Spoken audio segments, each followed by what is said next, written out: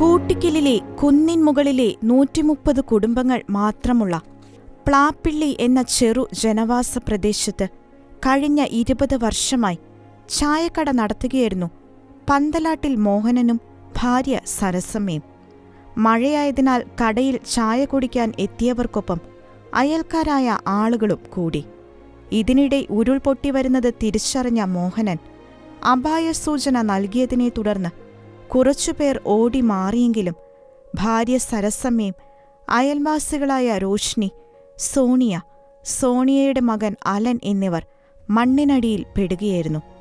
തന്റെ 14ാം ജന്മദിനത്തിന് ദിവസങ്ങൾ മാത്രം ശേഷിക്കവെയാണ് അലൻ മണ്ണിടിച്ചിലിൽ മരണപ്പെടുന്നത്.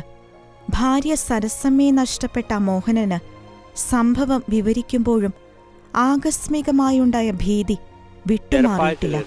മേഘസ്വർണ്ണം പോലുള്ള ഭയങ്കര ഇരപ്പ് കേട്ട് ഞാനന്ന് ഓടി ഈ വീടിൻ്റെ ഇപ്പറ കടന്നു കഴിഞ്ഞപ്പോഴത്തേനും മേലിലേക്ക് നോക്കിയപ്പോൾ അവിടെ നിന്ന് മരമെല്ലാം പിടന്ന് പോരുക അങ്ങോട്ട്. പിന്നെ ഞാൻ അവിടെ നിന്ന് വിളിച്ച് പറഞ്ഞു, ഉരുൾ ഇതിലെയാണ് വരുന്നത്, കടയിരിക്കുന്ന എല്ലാവരെയും ഓടിക്കോളാൻ പറഞ്ഞു. അത് കഴിഞ്ഞിട്ട് ഞാൻ അപ്പുറം ഇച്ചിരി അങ്ങ് മാറിയതാണ്. ഇതിൻ്റെ മണ്ടയ്ക്കുന്നെല്ലാം ഷീറ്റ് ഇതെല്ലാം വീണ് വരും. ഞാൻ അങ്ങോട്ട് ഓടാകുന്നുണ്ട്, അങ്ങോട്ട് ഓടിക്കുമ്പോൾ അതിലെ മണ്ണും വെള്ളവും കൂടെ വന്നിട്ട് ഞാൻ പിന്നെ ആ വീടിൻ്റെ ഫ്രണ്ടിൽ ആ തൂണിലെ ചൂലായിട്ട് ഞാൻ അവിടെ നിൽക്കുകയായിരുന്നു.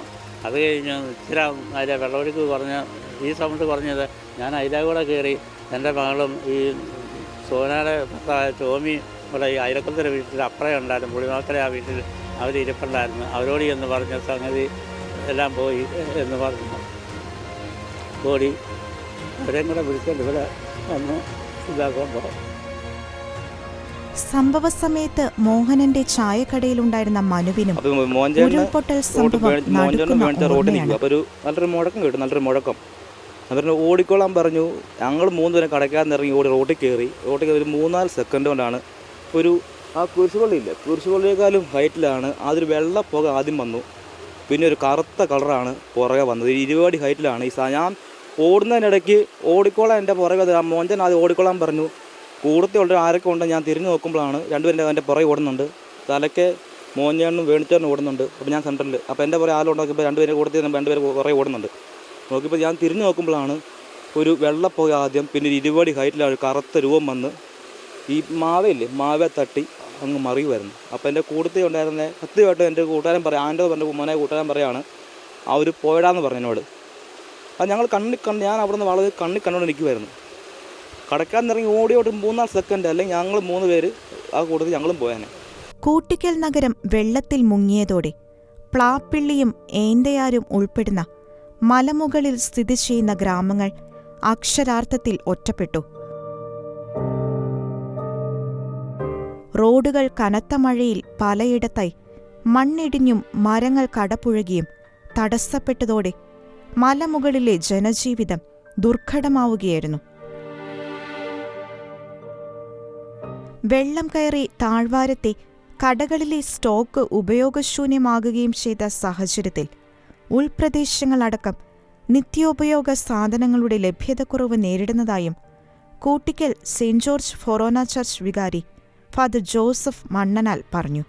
ഈ പ്രദേശത്തെ സംബന്ധിച്ചോളം വളരെ ദുഃഖകരമായ ഒരു അവസ്ഥയാണിത്. വീടുകളിലെല്ലാം വെള്ളം കയറി ചെളി നിറഞ്ഞിരിക്കുകയാണ്.